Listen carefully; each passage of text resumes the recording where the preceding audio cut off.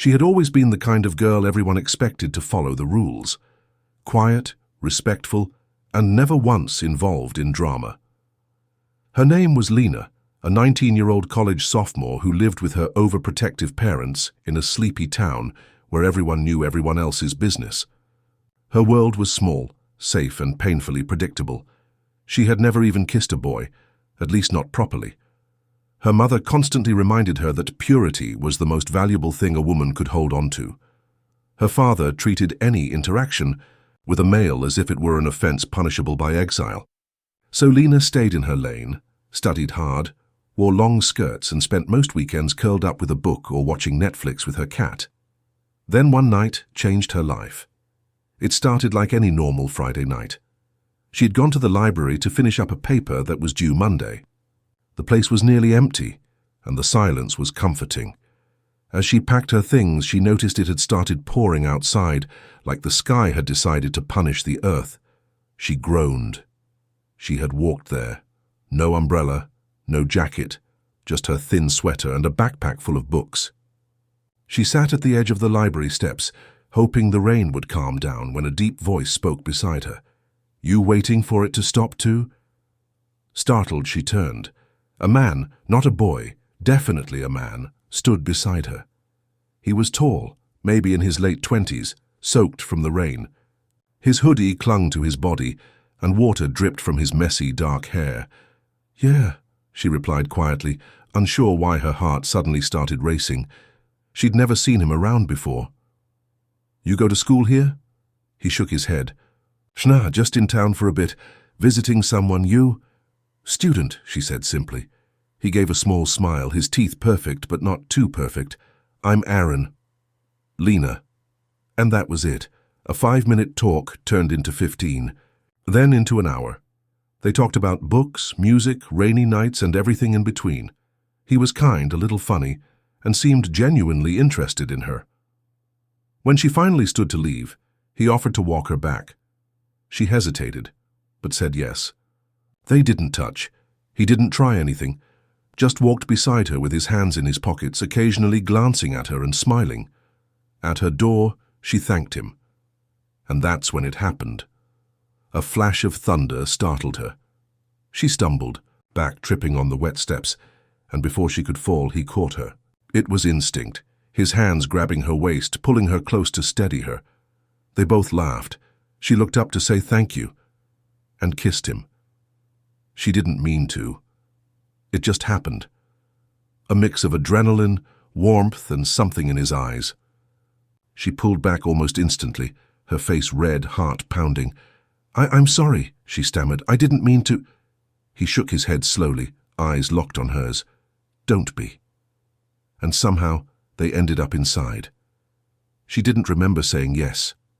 She didn't remember deciding, but in the heat of the moment her fears, rules, and upbringing faded into silence. For the first time in her life, she did something not because she was told to, but because she wanted to. It felt right. Until the next morning. He was gone. No note, no message, no number, no last name. Just a vague memory of his face and his scent lingering on her bedsheet. She sat on her bed, staring at the dent where he had laid beside her, confused, shaken, half regretting, half reliving every moment. A week passed, then 2, then the nausea started, then the late period, then the test. Positive. Lena dropped the stick onto the bathroom floor and stared into the mirror like she didn't recognize herself. How could this be? She was a virgin before that night. Her first time. Her only time. And now, she was pregnant. Not just pregnant, but pregnant by a complete stranger she'd never see again, a man she didn't know. No number, no last name, nothing. And the worst part? She had to go back to her family, her town, her church, her life, where everyone believed she was still the good, quiet girl who followed every rule. She sank to the floor. This was only the beginning. She didn't leave the bathroom for hours. The test sat on the tiled floor like it had exploded her world in one single word. Positive. Lena curled up, arms wrapped around her knees, shaking. Not crying yet, just cold, blank, and hollow. Her thoughts came in fragments. It's wrong, it has to be wrong. Maybe it was expired, maybe it was stress. Maybe it's a mistake. She took another test that evening, and another the next morning. 3 different brands, 3 lines, 3 confirmations, no mistake, no escape. She didn't go to class that week. She told her mom she had a stomach bug.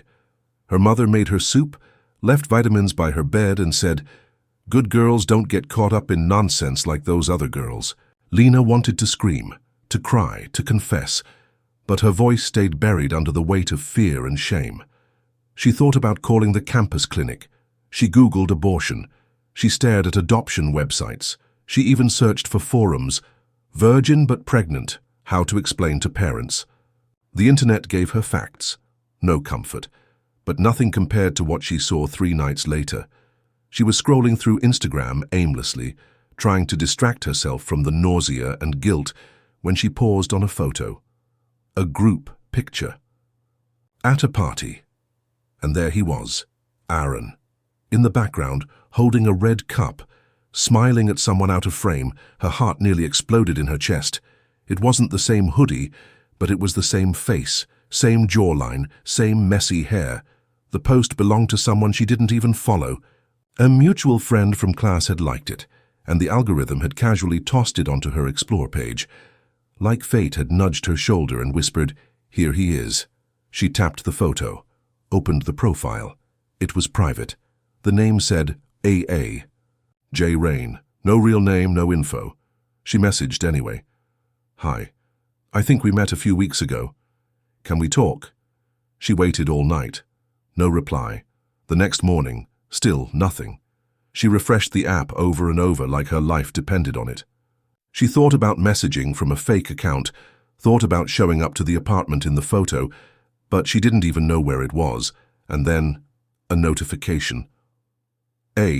J. Rain has accepted your message request. Her stomach turned to ice. She clicked it open fast. "Hey, I don't remember. Who's this?" Her fingers trembled. "Lena, from the library. You walked me home. We talked. We spent the night." It took 5 minutes for the next message. "Sorry, I don't remember that." Her breath caught. Her fingers froze mid-type. She stared at the screen, unable to believe it. "You don't remember me at all?" No answer. 5 minutes. 10. She messaged again. "You were here visiting someone. I tripped. You walked me home. That night, something happened. I'm not making this up." Still nothing. Then finally, "Look, I was drunk a lot that weekend. I don't really remember anyone specific. Sorry." She felt like vomiting. The phone slipped from her hand. She stared at the ceiling, lips parted, mind blank. He forgot her. Or worse, he pretended to. The one person who could help, who should at least acknowledge what happened, brushed her off like she was a stranger asking for spare change. She messaged once more, desperate. "I'm pregnant. Seen." No reply. And that was the moment Lena realized she was completely alone. He wasn't coming back. He wasn't going to help. He wouldn't take responsibility. This was her burden now. Her mistake, her shame, her secret. Her parents would disown her. The church would shun her, the town would whisper. The college might even expel her once she started showing. Her hands trembled as she picked up the phone again, this time to call the campus clinic. "I need an appointment," she said softly. I think I need help." And from the other side the voice was calm, professional. "Of course, Lena. We're here for you. When would you like to come in?" She didn't know the answer. She didn't know anything anymore. But she had to do something, because in 8 weeks her body would start changing, and her lies would start falling apart, and she had no idea how much worse it was going to get. The clinic was small, tucked, between a faded flower shop and a bank, almost invisible unless you were looking for it. Lena had passed by it a dozen times before, never giving it a second glance. But now, stepping through those doors, it felt like entering another world, one where silence wasn't peaceful, it was suffocating. The waiting room was sterile, painted in pale blues and greys, like someone tried to make it feel comforting but failed miserably. A receptionist with tired eyes handed her a clipboard without much warmth. "Fill these out. Doctor will call you shortly." Lena's hands shook as she filled in the forms. Age, 19. Sex, female. Last menstrual period, 7 weeks ago. She paused when it asked about sexual history. She didn't know how to answer. Technically, she'd only been with someone once, yet the word accident echoed in her mind like an accusation. By the time the nurse called her name, her stomach was a knot of guilt, nerves, and morning sickness. Inside the exam room, she sat on a cold table, knees pressed together, heart pounding. She expected judgment, a raised eyebrow, maybe even a lecture, but instead the doctor was kind. Her name was Dr. Harris, mid-40s, warm smile, soft-spoken. "So, Lena," she began gently, looking over her chart, "you think you might be pregnant?" Lena nodded. "We'll run a quick test to confirm. You've already taken some at home?" 3, Lena whispered. Dr. Harris smiled sadly. "Then it's likely accurate, but let's get the ultrasound done just to be sure. We'll take this one step at a time, okay?" Lena nodded again, barely breathing. The next few minutes passed in a blur. The cold gel, the hum of the machine, the probe sliding across her lower belly, and then there it was, a flickering little light, a heartbeat. Her eyes stung. Dr. Harris didn't say much, just turned the screen toward her and pointed. "That's your baby. Around 7 weeks. Healthy, from what I can see." Lena didn't know what she expected. Some overwhelming joy? A breakdown? But all she felt was confusion and fear. She wasn't ready to be a mother. She was barely living her own life. How do I tell my parents?" she asked quietly, voice cracking. Dr. Harris set the wand down and handed her a tissue. "That depends. Do you want to keep the baby?" Lena looked at her. "I don't know." The doctor nodded gently. "That's okay. You don't have to know right now, but you do need support. A counselor, maybe, someone safe to talk to." Lena wiped her eyes, barely nodding. On her way out, they gave her a small packet. Options, contacts, health tips, warning signs. She stuffed it into her bag without looking. The next few days were a blur. She missed more classes, dodged calls from friends. Her mom started growing suspicious, asking why she looked pale, why she barely ate. Lena gave vague excuses. Her father noticed the silence at the dinner table, but assumed she was just overwhelmed with school. Neither of them suspected the truth, until one morning her mother barged into her room without knocking and found the ultrasound. Lena had tucked it into her desk drawer, but it had slipped behind some books, partly visible.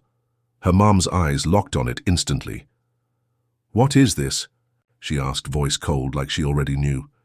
Lena froze. She couldn't lie, not anymore. "I'm pregnant," she said, the words sticking in her throat like thorns. For a moment, silence. Then her mother slapped her. Not hard, but not soft either. Her voice shook with rage. "How could you do this to us? What will people say? What did I do wrong raising you?" Lena stood frozen, tears slipping down her cheeks. "I didn't mean to—" Her mother turned away, pacing, hands on her head. "You were supposed to be different. You were supposed to wait. And now you've shamed this family." Lena could barely breathe. Later that night, her father came home. Her mother had told him everything. He didn't slap her, but the disappointment in his eyes hurt worse. "We're taking you out of that school," he said. "You'll have this child somewhere no one knows us, and then we'll figure out what to do with it." Lena sat on her bed after they left, staring at the ceiling, hollow inside. No one asked how she felt. No one asked what she wanted. They just wanted her gone. The next morning, her suitcase was already waiting by the door. Her parents didn't speak much. Her mother avoided eye contact, lips pressed so tightly together they looked white. Her father drove, not saying a word, hands clenching the wheel. So hard the veins bulged. They were sending her to Aunt Denise, a distant relative 2 towns over. She was a retired nurse who lived alone and rarely visited. Lena barely knew her. Her mother said it was better that way. Less gossip, less damage. The car ride was cold and quiet. Lena stared out the window, watching the town disappear. Behind them, her school, the cafe she loved, the park where she used to read. Every corner carried a memory, and now it all felt stolen. The worst part, she didn't even know if she was angry or guilty, or both. When they arrived, Aunt Denise stood at the door in a long grey robe, smoking a cigarette like she didn't care who saw. Her face was hard, tired-looking, like someone who had long given up on sugar-coating life.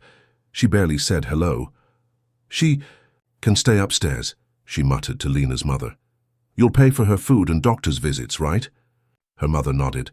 "Good, I'm not running a charity." Lena didn't even get a goodbye hug, just a sharp "behave yourself" from her father and a hollow stare from her mom before they left. And just like that, she was alone again. The room upstairs was small, just a narrow bed, a wooden desk, and a dusty window with a view of the overgrown backyard. No warmth, no color, no softness. It smelled like mothballs and old furniture. Lena sat on the bed, clutching her backpack, which held everything she owned now. Some clothes, her phone, and that damn ultrasound photo that had ruined her life. Aunt Denise didn't talk much. She barked orders instead. "Don't touch my pills. Don't hog the bathroom. Don't make noise after 10. The only thing she said with any real emotion was, "Guess the good girl act didn't last long, huh?" before blowing a puff of smoke in Lena's direction and slamming her door shut. Days passed, then a week. Lena barely left the room, except for quick meals and bathroom breaks. The nausea hit harder now. The dizziness, the exhaustion, and loneliness that wrapped around her like a heavy blanket. She didn't know what to feel. She didn't know what to do, and she couldn't stop replaying his words. "Sorry, I don't remember that." Each night she thought about texting him again, or maybe calling, just one more message. But what would be the point? He had ghosted her, forgotten her, denied it all. The baby inside her might be part of him, but he was never going to be a part of this story. One afternoon she decided to go for a walk. She needed air, movement, something to feel human again. She put on a hoodie, pulled it tight over her growing belly, and walked down to the small market at the corner. She wandered the aisles, eyes glazed until someone tapped her shoulder. "Lena?" She turned, heart skipping a beat. It was Jacob, her old classmate, one of the few people who had ever been nice to her without expecting something in return. He looked shocked and worried. "Hey, are you okay? Where have you been? You just vanished." Lena felt her throat tighten. She wasn't prepared for this. "I had to leave. Family stuff." He looked at her for a second longer, then noticed her hand resting over her stomach. His eyes widened. "Oh." And just like that she saw it. Pity. That quiet, awkward, heavy silence that people give you when they don't know what to say. Like they're already writing your tragedy in their head. Lena forced a smile. "It's fine, really." "You need anything?" he asked gently. "Like, seriously?" She wanted to say no. She wanted to vanish again. But she paused. Maybe not everyone would turn their back on her. "Actually," she said slowly, "could you get me some prenatal vitamins?" He nodded instantly. "Yeah, of course." That night, for the first time in weeks, she cried not out of fear or shame, but because someone had shown her kindness. It didn't fix anything, but it reminded her she wasn't completely invisible. The next few weeks passed like a slow burn, quiet, repetitive, lonely, but not entirely unbearable. Jacob started checking in regularly. At first, it was just a message here and there. "You okay? Need anything from the store? I'm around if you want to talk." Lena had no idea why he cared. Maybe it was guilt. Maybe he just couldn't stand watching someone fall apart in silence. Or maybe he was just decent. Something rare and almost suspicious in her world now. One afternoon he showed up at Aunt Denise's porch with a brown paper bag. "I got you some snacks. You're eating enough, right?" he asked, holding the bag out like a peace offering. Lena blinked at it, confused. "Why are you doing this?" He shrugged, kicking a bit of gravel with his shoe. "Because no one else is." And maybe that's when she cracked just a little, because she invited him in. Aunt Denise was out playing bingo or drinking at her friend's house, so they sat in the small, silent kitchen. Lena didn't say much at first, neither did he. She picked at a bag of grapes he brought, He leaned back in the chair and looked like he didn't want to push. "You don't have to pretend to be strong," he said after a while. "Not around me." That did it. Lena broke. Just quietly broke. She told him everything. Not the graphic details, not the whole night, but the pieces that mattered. The stranger, the mistake, the denial, the pregnancy, her parents' reaction, and the suffocating silence since. She expected judgment. Instead, he just listened, didn't interrupt, didn't flinch. "Damn," he muttered when she finished, eyes soft. "That's heavy." Lena wiped her eyes with her sleeve. "I'm ruined, right?" He looked at her seriously. "No, you're scared, but you're not ruined." She didn't believe him, but it was nice to hear someone say it. After that, Jacob became a quiet part of her new reality. He'd drop by once or twice a week, helped her with errands, sat with her on the porch, talked to her like she was still Lena, not a walking scandal. He even took her to a prenatal checkup once when Aunt Denise claimed she was too tired to drive for a belly check. Still, life wasn't sweet, not even close. Her belly started to show more. People stared when she walked into the corner store, whispered behind her back at the pharmacy. Even the old lady who ran the laundromat gave her that "you've shamed your family" look. And worst of all, her parents didn't call, not once, not a "how are you, Mum?" Not a "do you need anything?" Nothing, just silence. Lena tried to act like it didn't hurt. She lied to herself. They're just letting you deal with it your way, but at night it ate at her. One afternoon, while digging through the closet in her room, she found an old shoebox under the bed. Inside were photos, family gatherings, birthdays, her mom holding her as a baby, her dad grinning in some ugly Christmas sweater. She held the pictures like they might explain why everything had shattered so fast. Then she found a letter, folded, yellowed from time. She opened it slowly. It wasn't addressed to her. It was written by Aunt Denise, to her mother. The date on it was nearly 20 years ago. And the words, they were brutal. "You think you're better than me because I got pregnant at 17. Well, guess what? I kept my son. I didn't ship him off, I didn't hide. And I didn't raise him with lies. One day your kids will see who you really are, and you'll have to live with that." Lena sat down, heart thudding. Denise had a son? Where was he? Why had her mother never mentioned it? Suddenly, her aunt's bitterness, her coldness, it all made a bit more sense. She'd been through the same hell, and her own sister had abandoned her for it. Lena didn't know what to do with that, but she knew one thing. She wasn't going to let this baby come into the world surrounded by lies, no matter what her parents wanted. A week later, Lena made a decision she never thought she'd have the courage to make. She was going back, not to stay, not to ask for help, but to confront them, to stand in front of her parents, the same ones who had thrown her out, like trash, and speak her truth. Jacob offered to drive her. He didn't ask questions, just nodded when she said, "I need to see them." And the next morning they were on the road. The ride was mostly quiet.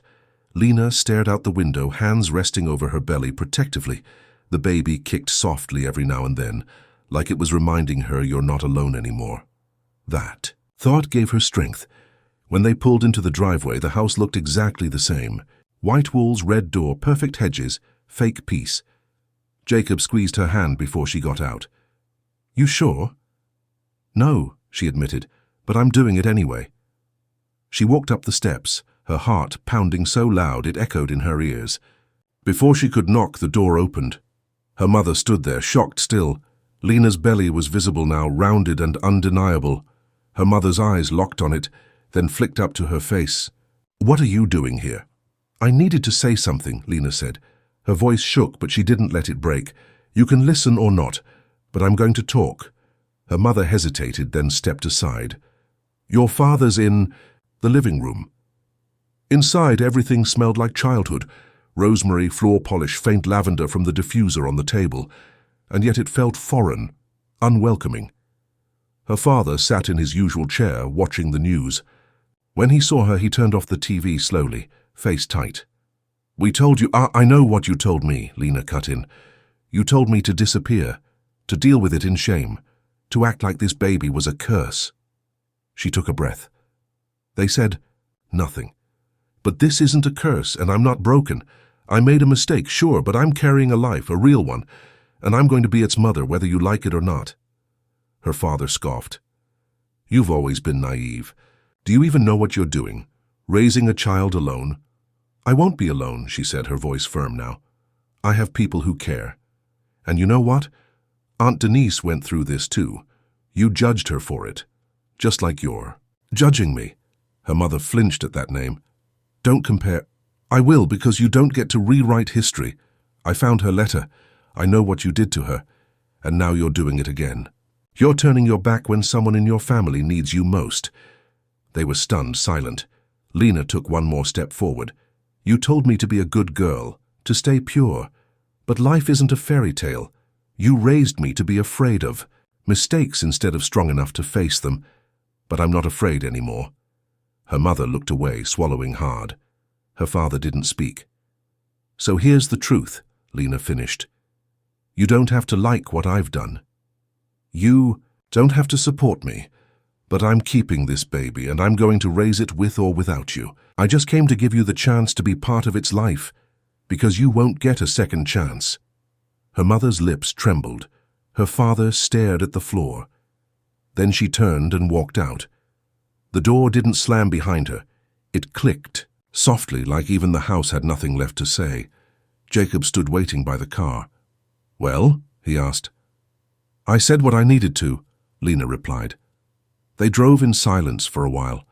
Then Jacob asked quietly, "Do you think they'll come around?" Lena looked out at the road. "Maybe. Maybe not. But I won't wait for them." That night, back at Aunt Denise's house, she sat on the porch with a blanket wrapped around her shoulders. Denise came out holding 2 mugs of tea, surprising her. "You went back?" she asked. Lena nodded. "Did they listen?" "A little," Denise grunted. "They won't change overnight. But standing up to them, that's more than I ever did."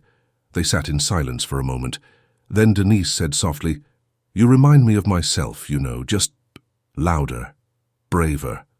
Lena smiled, the first real smile in weeks. Maybe she was brave. Maybe she had to be, because now the real story was just beginning. The months passed faster than Lena expected. Her belly grew rounder, her steps heavier. Mornings became tougher, her back ached, her ankles swelled, and sleep came. In brief, broken pieces. But in between the discomfort and loneliness, there were moments of strange, quiet joy. Feeling the baby kick, watching its tiny limbs flutter across her belly under the skin, hearing the heartbeat at every checkup like a steady little drum that said, "I'm still here, I'm still fighting with you." Jacob stayed by her side. Steady, loyal, never pushing for more than friendship, but always there. He brought her baby clothes one day, soft little onesies in yellows and greens. "Didn't know if it's a boy or girl," he said with a half-shy smile. "But babies wear whatever these days, right?" She almost cried. Even Aunt Denise changed, slightly. She still cursed like a trucker and chain-smoked like the world was ending, but now she also left little notes by Lena's door. "Eat something. Put your feet up. Your back hurting? I got a heating pad somewhere." She never said "I love you" and never would. But Lena had learned her language: quiet care, grumbling concern, silent protection. But despite the support building around her, one fear never left. The fear of the baby coming, of doing it alone, of pain, of something going wrong, of looking into that tiny face and seeing the stranger who had walked away from them both. And one early morning in mid-June, that fear knocked hard and fast. Lena woke up to a deep cramp slicing through her belly. She sat up, confused. Then another wave hit, stronger, deeper. Her breath caught. No, not yet. She wasn't ready. She checked the calendar. 3 weeks early. Then came the third contraction. Sharp, rhythmic, closer together. She called out, her voice trembling. "Denise!" Within minutes, her aunt was at the door, half-dressed and fully alert. One look at Lena, and she knew. "We're going to the hospital. Now." Jacob met them there, sweaty and breathless. "She called me from the car," Denise muttered, as they wheeled Lena into maternity. The next hours were a blur of pain, panic, shouting, and tears. Lena gripped Jacob's hand so hard she thought she might break his fingers. She screamed until her throat burned. She cried, she begged, and finally, after a long, brutal push, the room went quiet. A soft cry pierced the silence. A nurse smiled. "It's a girl." They placed the baby on her chest, pink and screaming, and perfect. Lena looked down at the tiny human she had carried for months. Her face was scrunched, her little fists waving in protest, but she was beautiful, whole, alive, and real. Lena broke, not from fear, but from something stronger. A love she didn't know she was capable of, something fierce, primal, protective. It crashed over her like a tidal wave. "I've got you," she whispered, tears falling freely. "No matter what, I've got you." Jacob stood beside her, silent. His eyes were wet, too. The nurse asked, gently, "Have you picked a name?" Lena looked down at the baby again, then whispered, "Mira." The nurse smiled. "Beautiful. You want to know what it means?" Lena nodded. "Miracle." Lena laughed softly through her tears. She hadn't known, but it felt right. 3 days later, they went home. Denise grumbled about crying babies and losing sleep, but she set up a crib in her sewing room without being asked. Jacob came by. Every day brought diapers, warmed bottles, even learned how to swaddle. He held Mira like she was glass, careful and gentle. One evening, as Mira slept in Lena's arms, Jacob sat across from her. "You ever wonder what happened to him?" he asked. Lena didn't have to ask who. "All the time," she admitted, "but I stopped waiting for closure." Jacob nodded. "Still, you deserve answers." She looked down at her daughter, tiny lips parted in sleep. "Maybe, but she deserves peace more." It was a Wednesday, quiet, cloudy, unremarkable, when the past crashed into Lena's present. She had just gotten Mira down for a nap, carefully bouncing her in her arms until those tiny eyelids finally fluttered closed. The little girl was over 2 months old now, full of life and soft coos, her cheeks round and rosy, her hands always reaching, grasping, learning the world, one finger at a time. Lena was tired. But this kind of tired wasn't just about sleepless nights anymore. It was emotional, lingering. The weight of all that had happened, all that was still unsaid. Most days she'd convinced herself she was okay, strong, stable. But there was still a hole inside her, shaped like a man she barely knew. And then her phone buzzed. A message request on Instagram, from a name she hadn't seen since that awful conversation. AJ Rain. "Hey, I need to talk to you, please." Her heart stopped. She stared at it for a full 5 minutes, her hands trembling. She considered ignoring it, blocking him, deleting it without reading more. But she opened it. "Look, I know I handled things horribly. I panicked. I didn't know what to say. I've been thinking about it ever since. Can we talk? Just once, in person. I owe you that." Lena stared at the words, her thoughts spiraling. Why now? What did he want? Guilt? Redemption? Or something else? She didn't know why she said, yes, maybe she needed to see him face to face, to finally decide whether to let go of her rage or let it consume her forever. They agreed to meet in public, at a park on the edge of town. She brought Mira wrapped in a soft blanket, asleep in her stroller, and when she saw him, standing under a tree near the benches, she stopped walking. He looked almost the same. Tall, slightly unshaven, wearing a hoodie, hands deep in his pockets. But his face, it was older, or maybe just more tired, more real. He looked at her like someone seeing a ghost. "Lena," he said softly. She stood still. "So, you decided to remember me after all?" He winced.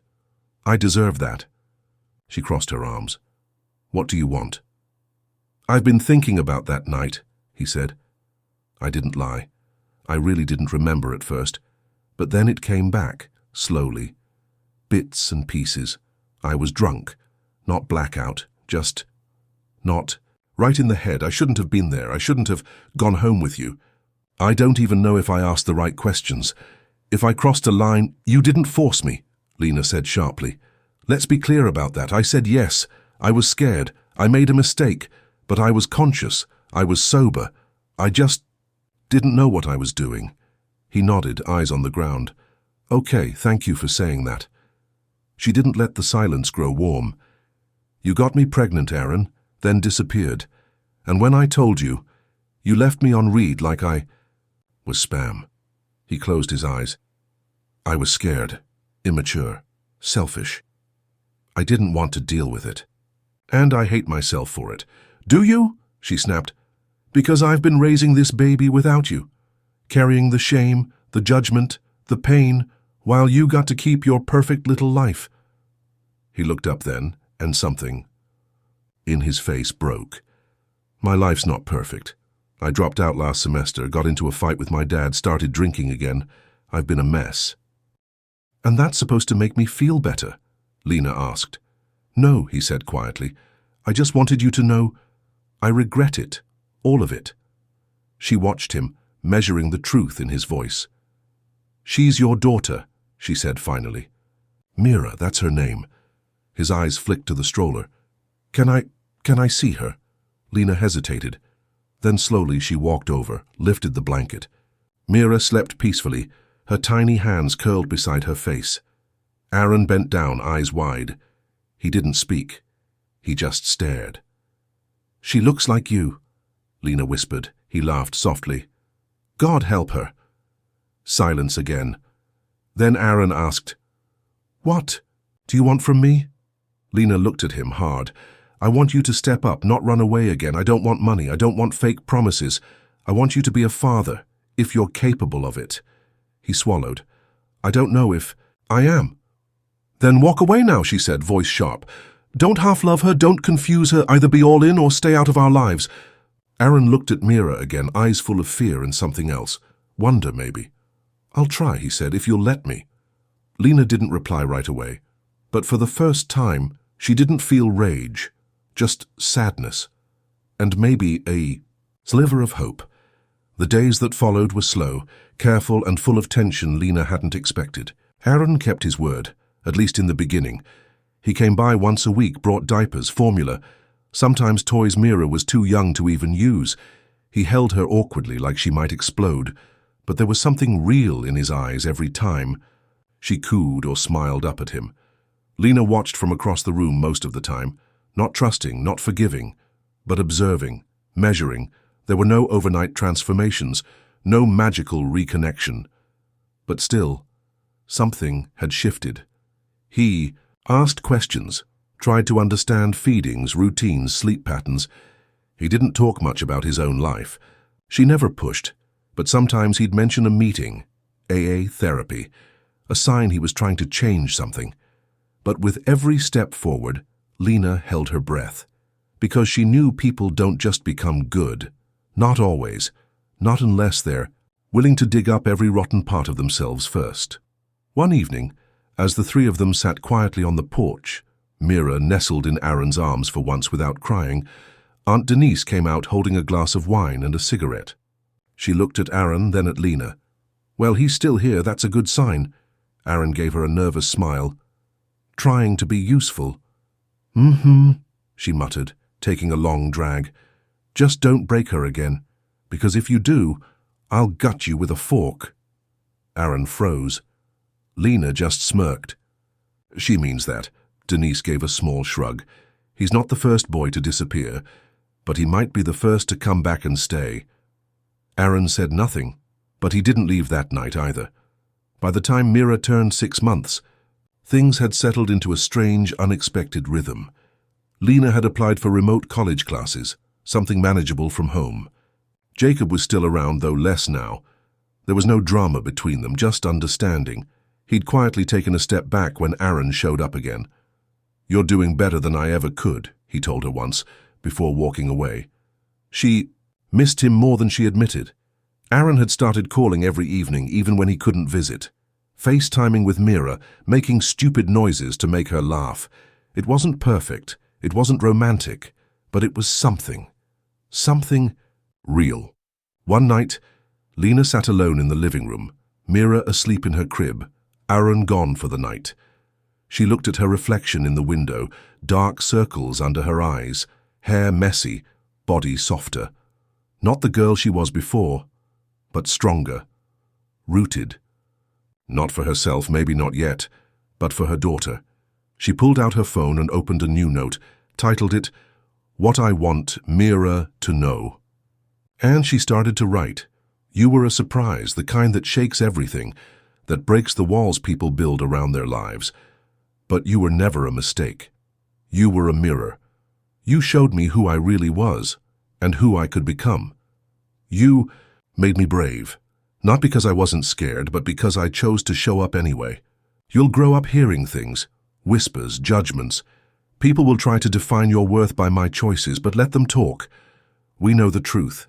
You were born out of confusion, yes, but you are being raised in love. She saved the note, took a deep breath, let it go. The door creaked behind her, Aaron's voice low and hesitant. You're still awake? She turned. Just thinking. He walked in, holding a mug of tea. Can't sleep either. They sat down quietly. The air was still, soft. You ever think this is how it was supposed to happen? He asked. Not the pain, not the way it started, but us, her. Lena didn't answer immediately. She looked toward the hallway where her daughter slept, breathing slow and steady. I don't think things happen for a reason, she said finally, but I think we're given a choice about what to do with the wreckage. Aaron nodded, slowly. And what are you doing? Building something out of it, she whispered. Something better. He looked at her, and for once, didn't try to fill the silence. And maybe that was the beginning of something too. Not a love story, but a survival story. And survival, she'd learned, was its own kind of miracle.